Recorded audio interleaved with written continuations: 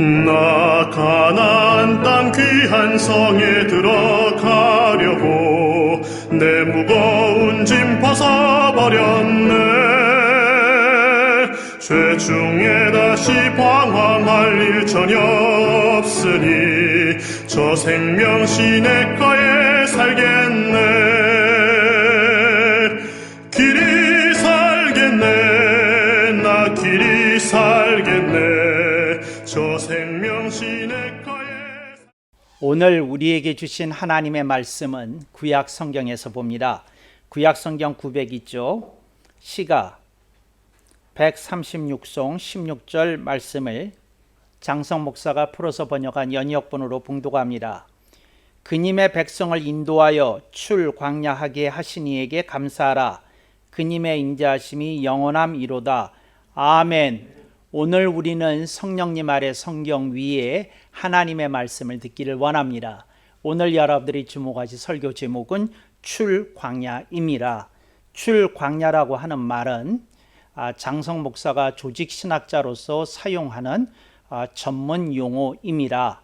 출 광야를 그 개역 성경에서는 뭐라고 번역했는고 하니 광야의 통과, 이걸 줄여서 광야 통과라는 용어를 사용하기도 합니다.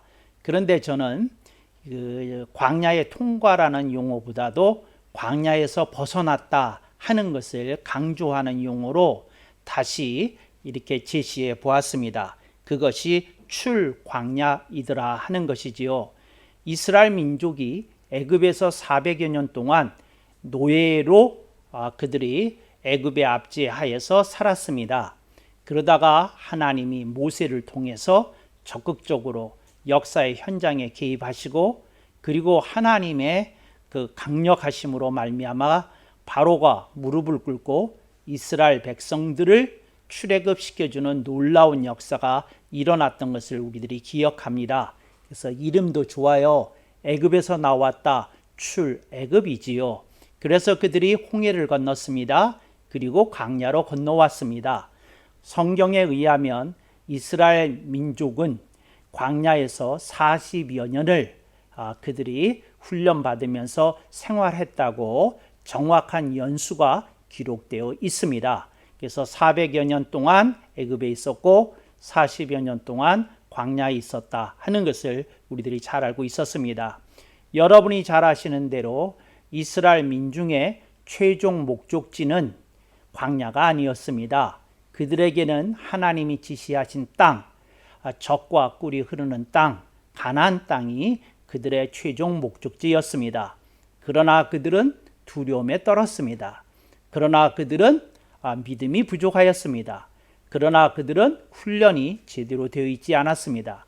그래서 40여 년 내내 하나님 앞에 질이 멸멸한 모습을 보이면서 저들이 제대로 쓰지를 못하였습니다. 그리고 40년을 채운 다음에 하나님께서 그 리더십을, 이스라엘의 리더십을 이제 모세로부터 여호수아에게 넘기게 하시고, 여호수아를 이스라엘 군대의 사령관으로 삼아 가나안으로 진군하게 하시는 일이 벌어졌던 것을 기억합니다.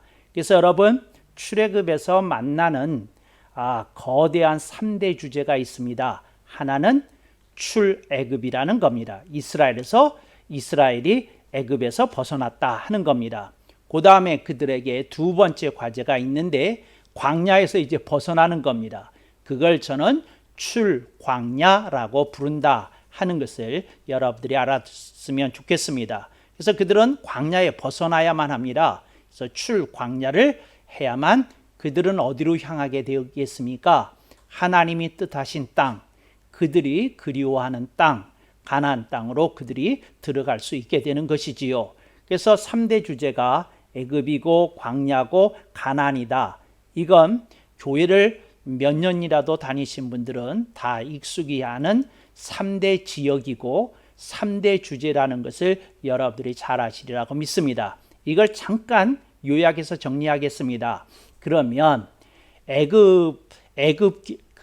애굽이라고 그러는데 애굽의 시절을 뭐라고 부르는고 하니 불신기라고 부릅니다. 다른 말로 하면 불신의 시절이라는 말입니다. 그러니까 하나님 앞에 제대로 이렇게 된 믿음을 보이지 못했던 시절이었다. 그래서 어떤 사람이 예수님을 25에 믿게 되었어요. 그러면 영적으로 비유하자면 그 사람은 25살이 될 때까지 어디에 있었던 겁니까? 이제 비유입니다. 애굽에 있었던 겁니다. 그리고 이제 그 사람이 교회를 25살 때부터 다니기 시작했습니다. 그는 이제 교회에 나왔는데 그가 교회 신앙생활을 하면서 이제 성경을 한 번도 읽어본 일이 없고 찬송가도 뭐 불러본 일이 없고 또 복음송도 알지도 못했고 이제 이러면서 이제 교회에 나와서 이제 예배를 배우게 되고 찬송을 배우게 되고 기도를 배우게 되고 전도를 배우게 되고 봉사를 배우게 되고 그러면서 그가 점차적으로 교회 생활에서 다양한 교육을 받고 훈련을 받게 됩니다. 이걸 이제 비유로 얘기하자면 광야라고 부르는 겁니다. 광야. 이걸 이제 또 다른 말로 얘기를 할 때 훈련기라고 부릅니다. 훈련의 시절이더라 하는 말입니다. 이걸 이제 광야라고 부른다. 여러분들이 이렇게 하시면 좋겠습니다. 그 다음에 이제 세 번째가 가나안이 있습니다. 근데 가나안은 많은 이들이 오해하는 지역입니다. 그래서 요단강 건너가 이제 천국에 가는 것으로 찬송가가 되어 있고 또 장례식에서는 꼭 한 번씩 이제 그렇게 부르기 때문에 사람들이 가나안이 상징하는 것이 천국으로 이렇게 잘못 오해하는 경우가 있습니다. 근데 여러분에게 제가 그 개역 신앙의 입장에서 명명백백하게 밝힙니다. 가나안은 천국이 아닙니다. 가나안에는 7대 족속이 있었는데 그들이 이제 하나님으로부터 저주를 받고 멸망을 당할 그런 땅으로 이렇게 지칭되고 있는 것을 압니다. 근데 하나님 보시기에 심히 저들이 사특하고 사하겠다고 성경은 분명하게 기록하고 있습니다. 그래서 그들이 어떻게 사특하고 사하겠는지에 대해서는 오늘 설교의 주제가 아니기 때문에 다루지는 않겠습니다. 그건 또 다른 때에 다룰 계기가 있을 것이라고 생각되어집니다. 그런데 하여튼 거기에 누가 있었습니까? 하나님이 미워할 만한 그런 족속이 그 땅을 차지하고 있었던 것이지요. 그래서 여러분들이 쉽게 이렇게 생각하시면 됩니다. 하나님이 보시기에 사특하고 사악한 족속이 다스리고 있는데 그것이 가나안인데 그 가나안이 어찌 천국이 될 수 있겠습니까? 그러니까 여러분들이 그렇게 생각하는 비유가 잘못되었다 하는 것은 성경을 조금만 이렇게 들여다보면 그건 쉽게 얻을 수 있는 이렇게 판단이라고 생각되어집니다. 그래서 이 가나안인데 가나안에 들어가서 뭘 해야 되느냐? 이제 그 불신 족속과 싸워야 되는 겁니다. 그래서 이 가나안을 뭐라고 부르는고 하니 사역기라고 부릅니다. 그러니까 어떤 사람이 이제 훈련을 받았으면 이제 나아가서 그 믿음을 가지고 이제 하나님을 기쁘시게 하는 이겨내는 모습을 보여야 되는 겁니다. 그러니까 예를 들자면 어떤 사람이 교회에서 말씀을 듣고 훈련을 받았어요. 그러면 이분이 세상에 나갔을 때 직장 생활을 하든지 비즈니스를 하든지 뭘 하든지 간에 뭐 해야 되니까 믿음을 지켜내야 되는 겁니다. 세상에 오염되면 안 되는 겁니다. 변질되면 안 되는 겁니다. 그래서 그렇게 이제 하나님의 말씀을 붙들고 세상 속에서 오염되지 않고 변질되지 않고 자신을 지켜내고 하나님이 기뻐하시는 열매를 거두는 것을 이제 한 단어로 표현할 때 그걸 뭐라고 그러느냐? 사역이라고 부른다 하는 것을 여러분들이 알아두시면 좋겠습니다. 그래서 그 사역기입니다. 그래서 인생을 크게 세 가지로 나눈 겁니다. 예수님을 안 믿던 시절이 있었다. 불신기. 그 다음에 예수님을 믿고 말씀으로 훈련받는 시절이 있었다. 훈련기.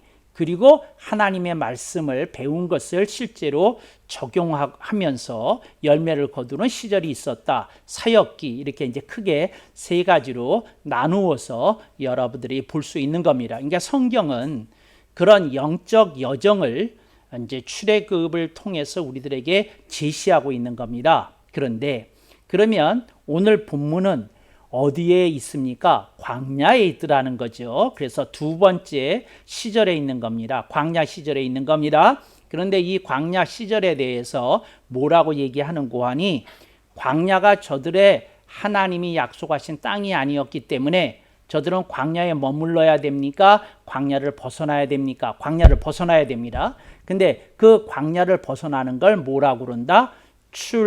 출광야라고 부른다는 거죠. 광야에 머무르는 것은 주광야라고 부릅니다. 그러니까 하나님의 뜻은 주광야에 있는 게 아니에요. 그러니까 그 광야의 땅을 차지하고 나라를 세우는 것이 하나님의 뜻이 아니더라는 거죠. 가나안을 정복하고 하나님의 나라를, 하나님 기뻐하시는 믿음의 나라를 세우시는 것이 하나님의 뜻이었습니다. 그래서 그들이 이제 광야를 벗어나야 되는 것인데 오늘 본문은 뭐라고 얘기하는고 하니 저들로 하여금 40년 만에 출광야하게 하신 하나님께 감사하라. 이렇게 이제 간증으로 하나님께 영광을 돌리게끔 유도하고 있는 것이 오늘 본문의 뜻이라는 거죠. 그래서 저들의 영적인 상태나 부족함을 생각하면 도무지 이 출광야가 이루지 못할 이스라엘 민족이었는데 하나님이 역사 속에 개입하시고 또 훌륭한 리더를 통해서 저들을 이끌어내셨다. 그래서 하나님의 인자하심이 영원하시도다. 이렇게 이제 영광을 돌리는 구절로 오늘 본문이 이렇게 매듭짓고 있는 것을 볼 수 있습니다. 그래서 여러분들이 이제 출광야 해야 되잖아요. 그래서 여러분들이 알았어요. 아하, 훈련기가 있구나 이런 겁니다. 우리 교회에서 코로나19로 인해서 고통을 겪으신 우리 교우분들이 계십니다. 그들이 코로나에 걸리는 순간 어떻게 됐습니까? 격리되었습니다. 그들이 격리되면서 어떻게 됐습니까? 이제 질환과 싸워야 됐고, 고독과 싸워야 되겠고, 또 여러 가지 생활적인 근심 걱정을 안으면서 싸워야 했습니다. 그래서 그들이 이제 신체적으로는 질병과 싸워야 되는 게 있고, 상황적으로는 여러 가지 이제 마음의 불안과 공포 뭐 이런 것들과 싸우면서 이제 이겨내야 되는 그것이 있었던 거죠. 이제 그랬을 때에 이제 제가 기도 가운데 이렇게 생각한 겁니다. 제가 안식 시리즈를 설교할 때서부터 내내 그 기도하고 있었지 않습니까? 여러분들과 함께. 그런데 그들이 그 격리시설에 들어갔을 때 또 병원에 들어가신 분도 있는데 들어가 있었을 때 어떻게 된 겁니까? 그것이 뭐냐? 광야로 들어간 것이었다는 겁니다. 그래서 광야에 들어갔으니까 그들이 광야에 머물러야 됩니까? 나와야 됩니까? 광야에 나와야 되니까 출광야 해야 되지 않습니까? 그런데 성경을 다시 비유로 다시 들여다보겠습니다. 이스라엘 민족에게 광야 기간이 몇 년 동안 지속되었다고요? 40년 동안 한 세대를 꽉 채우고 그들이 겨우 나오게 되었던 것을 우리들이 기억합니다. 그래서 40년을 꽉 채웠다는 거죠. 근데 그 광야에서 그 가나안으로 가는 여정은 이스라엘 민족이 빨리 움직였으면 뭐 한 달 정도에는 넉넉하게 도달할 수 있는 거리였습니다. 근데 그들이 한 달이면 갈 수 있는 곳을 몇 년 걸렸다고요? 40년 걸렸다는 건 그들이 뭐가 안 됐다는 겁니까? 훈련이 제대로 안 되어 있었다. 준비가 제대로 안 되어 있었다 하는 것을 우리들에게 다시 한번 상기시켜 줍니다. 오늘 우리들에게 어려운 일이 생겼어요. 코로나19가 걸렸어요. 격리시설 들어갔어요. 그러면 이제 목표가 뭡니까? 광야에서 나오는 겁니다. 이스라엘 민중에게 목표가 뭡니까? 하루빨리 광야에서 벗어나 어디로 들어가는 겁니까? 가나안으로 들어가는 겁니다. 그들에게 그 땅의 이름이 너무도 아름다워요. 젖과 꿀이 흐르는 땅. 그러니까 생각만 해도 군침이 돌고 그립고 참 선망의 대상이 되는 그런 아름다운 땅이 아닐 수 없습니다. 근데 거기 못 들어가요. 그렇지만 이제 그런 상태 속에서 하나님의 약속은 붙들고 있었기 때문에 그들에게 그런 하나님의 약속이 꿈 혹은 비전으로 그들의 가슴 속에 있었던 것입니다. 근데 그랬는데 그들이 뭘 해야 됩니까? 출광야 해야 되는 겁니다. 오늘 하나님은 이렇게 얘기하십니다. 얘야, 네가 힘든 일이 있느냐? 주여, 제가 힘든 일이 있습니다. 네가 근심 걱정이 있느냐? 주여, 제가 근심 걱정이 있습니다. 네가 불안과 공포가 좀 있냐? 주여, 뭐 아주 크다고는 말할 수 없지만 조금 있습니다. 이제 우리들이 이렇게 얘기합니다. 그러면 주님이 이렇게 우리들에게 물으시는 겁니다. 네가 이제 출애굽기를 펼쳐놓고 봐라. 보니까 네가 지금 어디에 있는 거냐? 예, 주여, 제가 아직 가나안 땅에는 못 들어간 것 같습니다. 저는 지금 광야에 있는 것 같습니다. 이게 광야입니다. 그러니까 여러분들이 이걸 기억하실 수 있기를 바랍니다. 이게 뭐냐면 여러분들이 힘들고 괴롭고 벅찰 때 여러분들은 어디에 자기도 모르는 사이에 들어온 겁니까? 광야에 들어온 겁니다. 근데 광야에 그렇게 들어왔다면 이제 이 광야가 뭐 하는 데라고 그랬습니까? 뭐 하는 땅이라는 겁니까? 그러니까 훈련받는 땅이고 훈련받는 기간이라는 겁니다. 그래서 훈련받아야 되는 겁니다. 그때 여러분들이 이렇게 생각해야 됩니다. 하나님은 이것을 통해서 나를 뭘 훈련시키기를 원하셔서 나한테 이런 일들이, 이런 사건이나 어떤 사고가 생기게 하셨을까? 여러분들이 이렇게 움직이시면 여러분들은 이제 출애굽기를 펼치시고 뭘 보고 계시는 겁니까? 자신의 인생을 한번 들여다보고 있는 것이 되는 겁니다. 그래서 오늘 본문 말씀을 통해서 네가 힘드냐?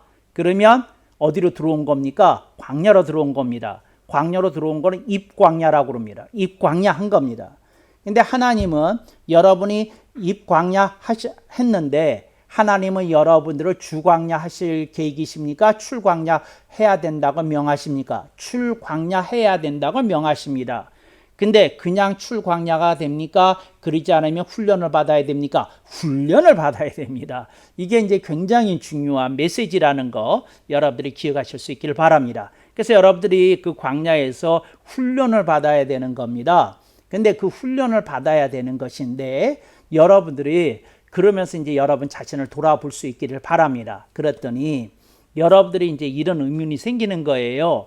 성경에 보니까 이스라엘 민족이 60만이나 됐잖아요. 그랬는데 그 사람들이 가나안으로 들어가고 싶었는데 그들이 훈련이 안 돼서 그 전부 거의 대부분이 다 그 광야에서 죽었잖아요. 광야에서 죽었지요.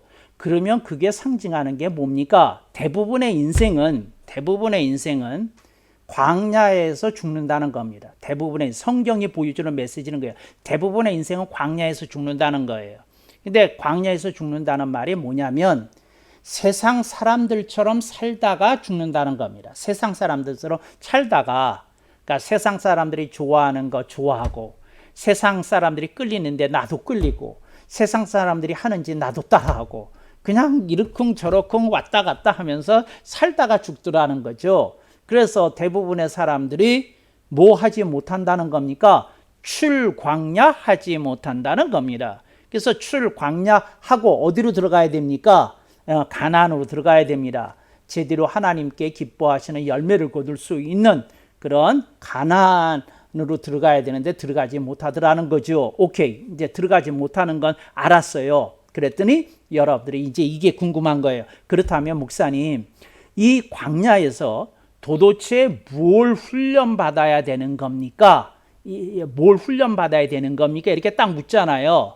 근데 물었을 때에 여러분이 새누리교회를 다니는 사람인데 그걸 묻는다고 그러면 이제 초입 교우면 이제 새로 등록한 교우면 제가 이해를 하잖아요. 바다같이 넓은 마음으로 이해를 하고 제가 몇 달, 몇 년을 걸쳐서라도 훈련을 시키겠지만 새누리교회를 상당히 다닌 분이 목사님 광야에서 뭘 하는 거죠? 무슨 훈련을 받는 거죠? 하고 물어보면 제가 조금 입이 나오겠습니까? 그렇지 않으면 입이 대빨 나오겠습니까? 입이 대빨 나올 겁니다.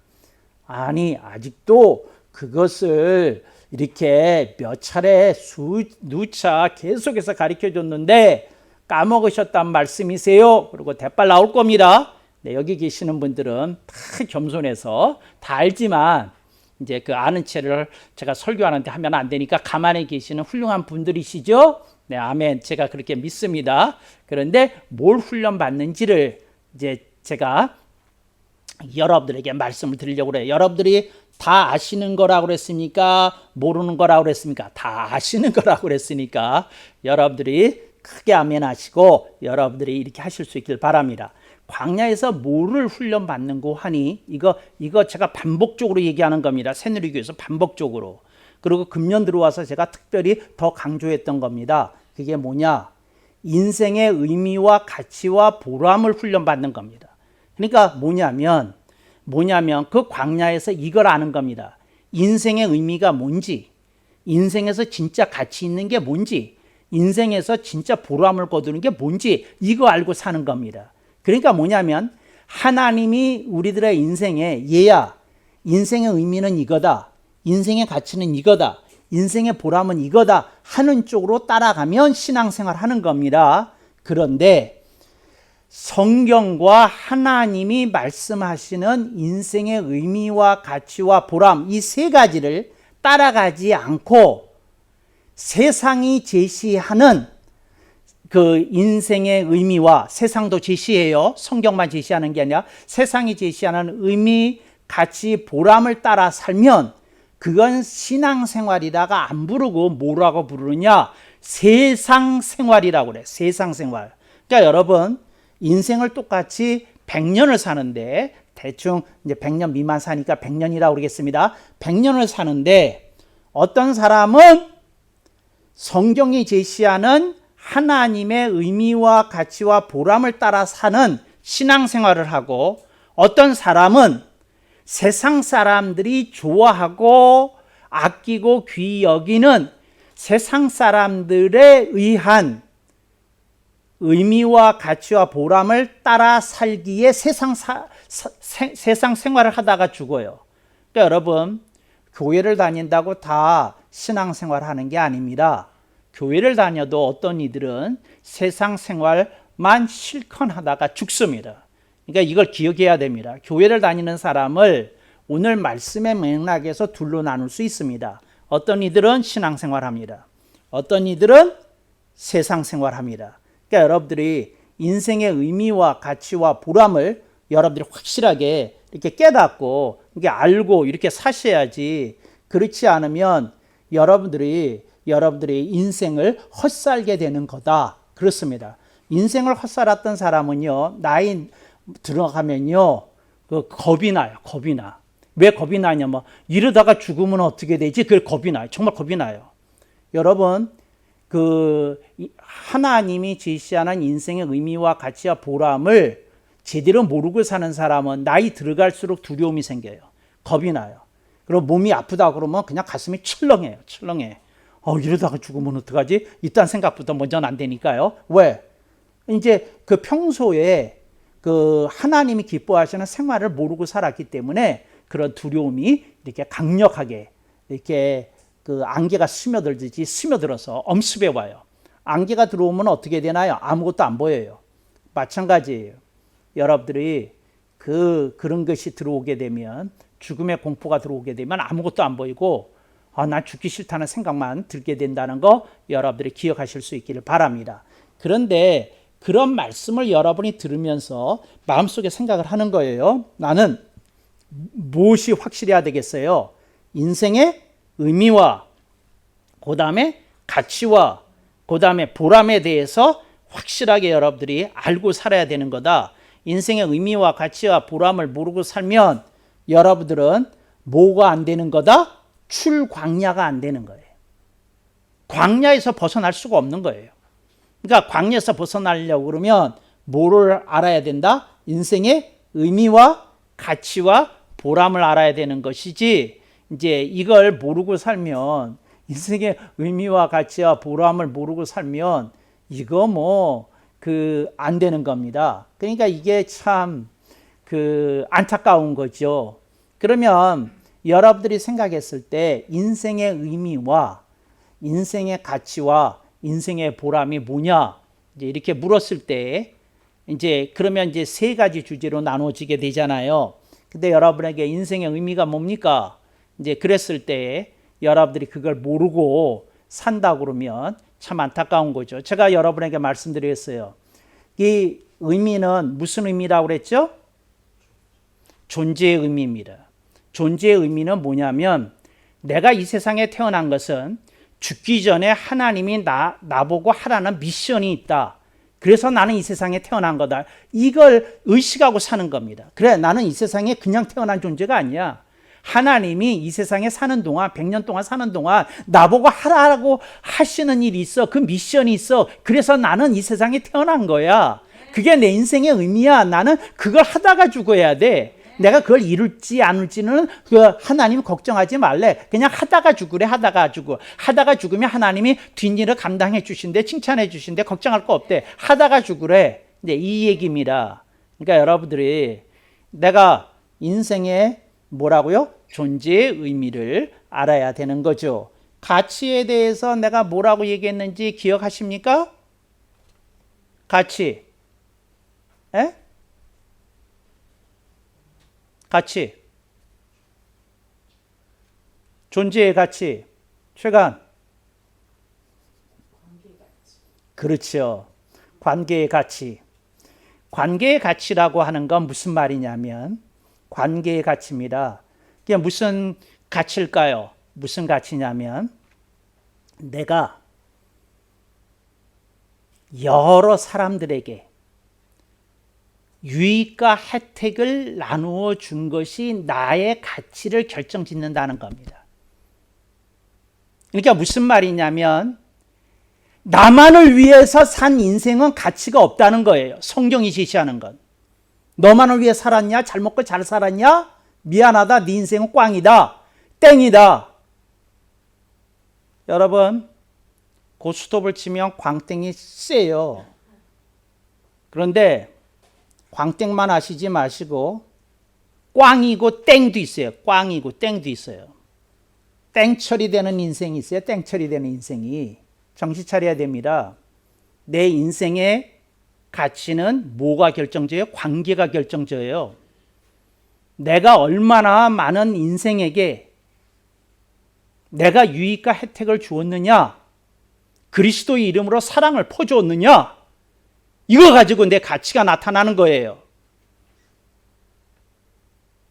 나이가 40이 넘었는데 50이 넘었는데 60이 넘었는데 나를 붙들고 살아요. 부끄러운 줄 아세요? 부끄러운 줄. 여러분 애들을 보면 무슨 생각이 들어요? 장난감 하나도 나누지 못합니다. 자기 동생인데도 나누지 못해요. 애들을 한번 키우면서 보세요. 싫대요. 막 울어요. 자기 장난감통에 장난감이 가득한데 허그 많은 장난감 중에 동생이 원하는 건 안 된대. 그건 내가 써야 된대. 근데 그거 왜 그럴까요? 그게 어린애거든요. 근데 나이가 40이 넘어 50이 넘어 60이 넘었는데도 관계의 가치를 모른다. 부끄러운 인생, 출광야가 안 되는 인생, 그렇다는 거죠. 죽을 때까지 내 가족이나 내 새끼나 챙기다 죽는 비참한 인생 안 되시기를 다시 한번 경고합니다. 세 번째, 보람이라고 그랬어요. 뭐라고 그랬죠? 네? 사명의 보람입니다. 여러분들이 하나님께서 여러분들에게 맡겨주신 일들이 있어요. 작은 건 내가 설교를 들을 때 깨달음으로 왔어요. 이제 그런 것도 있고요. 내가 여러분들의 인생을 들여다보면 여러분들이 어느 시점에 하나님이 어떤 것을 위해서 여러분이 부르셨다고 여러분들이 깨달았을 때가 있을 거예요. 여러분, 사명을 가지고 여러분들이 움직이셔야 됩니다. 예를 들자면 이래요. 여전도회가 오늘 2층, 3층, 4층 화장실 하는 날이래. 오늘이 예를 들어서.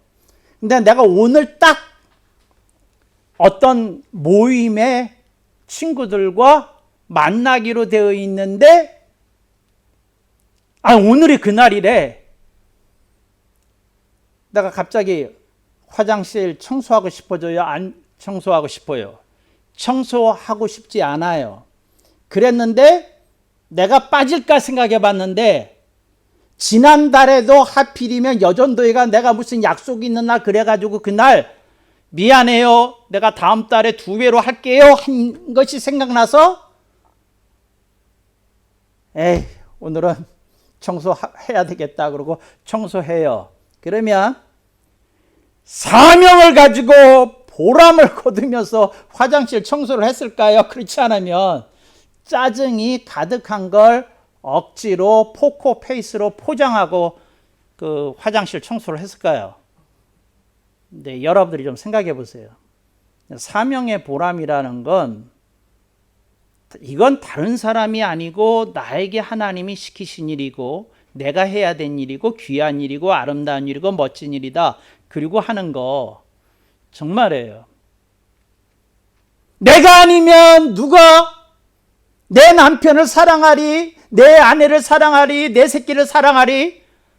신경질이 짜증이 여기 배꼽 밑에서부터 위에까지 확 하고 올라오는데 딱 누가 하리? 그리고 마음을 고쳐먹고 하면 이제 뭐 쪽으로 움직인 거예요?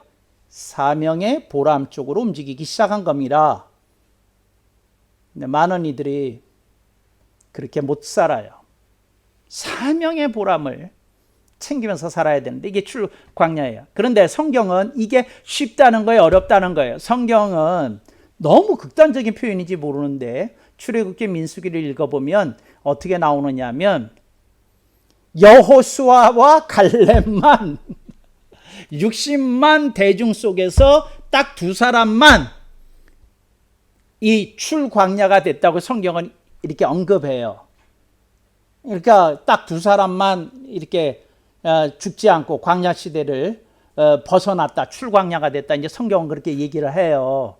근데 그 얘기가 숫자적으로 아주 엄밀한 기록인지 아닌지는 차치하고 성경이 말씀하려는 것은 대부분의 사람들은 무슨 인생 산다는 겁니까? 신앙생활 아니라 세상 생활 하다가 죽는다는 거예요.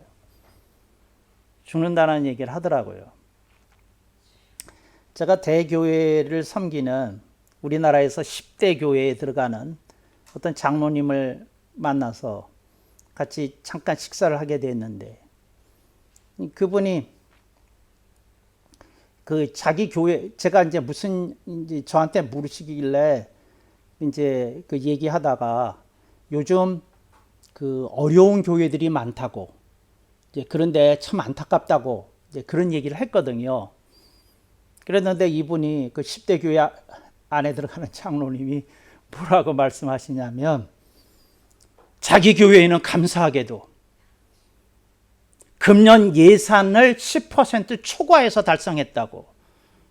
그러니까 나는 지금 힘들고 어려운 교회가 안타깝다 얘기를 하는데 자기 교회는 이렇게 비대면 예배를 드리는 상황 속에서도 예산이 오히려 더 채우고도 남을 정도로 이렇게 됐다고.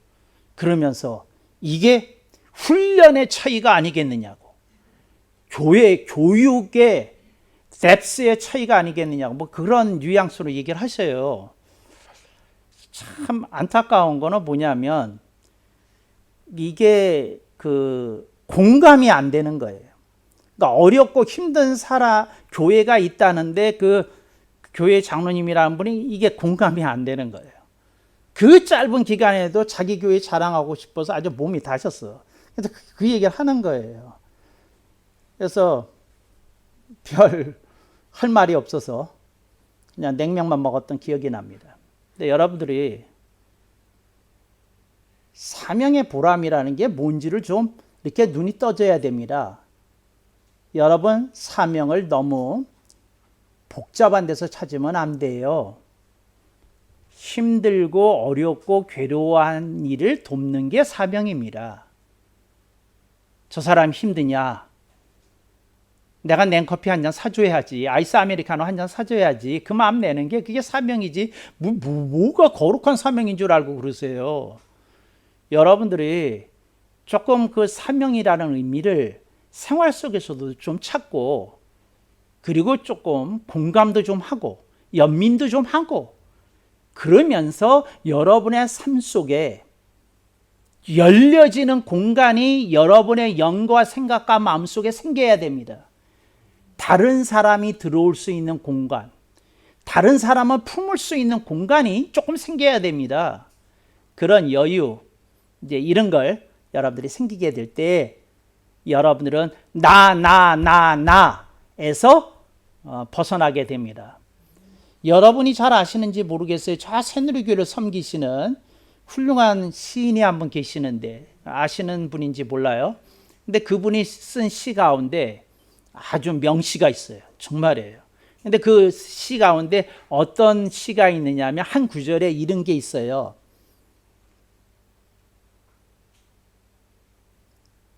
나 하는 나쁜 놈.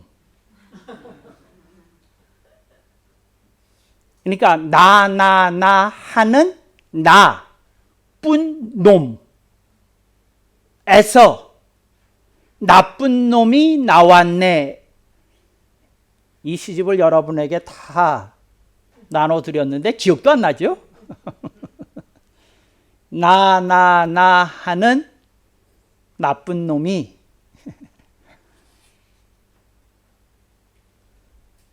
그 나쁜 놈에서 나쁜 놈이 나왔다고요. 이게 여러분 나쁜 사람이 어떤 사람이냐? 나 하는 사람이에요. 나. 정말이에요. 인간은 존재 자체가 좀 나쁜 것 같아요. 왜냐하면 인간이요 차렷하고 서 있으면 영어로 뭐가 되는지 아세요? 아이가 돼요. 아이. 나가 된다고. 나가. 인간은 그냥 가만히 있으면 나가 돼요. 정말이에요. 그리고 움직이면 움직일수록 뿐이 붙어. 나 하는 나쁜 나밖에 모르는 나쁜 놈이 돼요. 나쁜 놈이 나밖에 모르는. 좀 여러분들이 벗어나서 하나님의 역사가 일어나도록 그 깨달아져야 되지 않아요? 정말이에요. 그 하나님이 이렇게 깨닫게 해주시고 그럴 수 있었으면 좋겠어요. 어떤 교회에서 목사가 설교하고 나와서 이제 교인들하고 악수하기 위해서 이렇게 이고 있는데 어떤 할머니 권사님 한 분이 목사님 앞에서 그러고 갔대요. 근데 목사님이 당황하잖아요. 자기 보라고 이제 소리까지 내서 그렇게 한 거니까. 그래가지고 그 옆에 있는 다른 권사님을 이렇게 붙잡아서 물어봤대요. 왜 저러시냐고. 그랬더니 저 권사님이 지난번에 애찬실에서 얘기하는데 목사님이 다른 사람하고 다 눈 맞추면서 인사를 하는데 자기한테 눈길을 안 줬대요. 근데 이 목사님은 의식이 없는 거예요. 그러니까 누구하고 대화하고 있었나 봐요. 근데 이분이 인사하는데 이렇게 따뜻한 눈길로 목사님이 안 쳐다봤다는 거예요. 그래서 이 목사님이 딱 깨닫고는 어떻게 했느냐면 얼른 쫓아가가지고 예배가 끝났으니까 이제 점심 먹으러 가는 애찬실에 가가지고 그 권사님 앞에 딱 하고 앉아가지고 권사님! 그러니까 권사님이 눈길을 옆으로 주면서 이렇게 쳐다보지도 않으려고 그러더래요. 그래서 그 옆에 가가지고 나 좀 봐주세요. 또 이쪽으로 가면 이쪽으로 나 좀 봐주세요. 내가 잘못했어요. 그랬더니 그 권사님이 기분이 좋아져가지고 다음부터는 조심하세요. 그러더래요. 그래서 그날 사실은 그 당회원들하고 당회실에서 같이 식사하면서 뭐 회의하기로 했는데 연락을 하고 그 권사님 앞에서 붙잡혀서 같이 꼼짝 못하고 식사했다는 거예요. 근데 여러분 제 마음속에 이제 이런 생각이 있어요. 그게 뭐냐면 사람이 틀어지는 게 잠깐이야. 그런데 중요한 게 있어요. 그게 뭐냐면 여러분들이 다른 사람의 부족한 점, 그 사람의 조금 이렇게 여러분들이 품기 어려운 점을 좀 품어줄 수 있으면 바로 그런 자리에서부터 사명의 보람이 거두어지는 건 아닌가 그런 생각이 들어요. 그런 새누리 공동체 되기를 주님의 이름으로 축원합니다. 아멘. 억만번.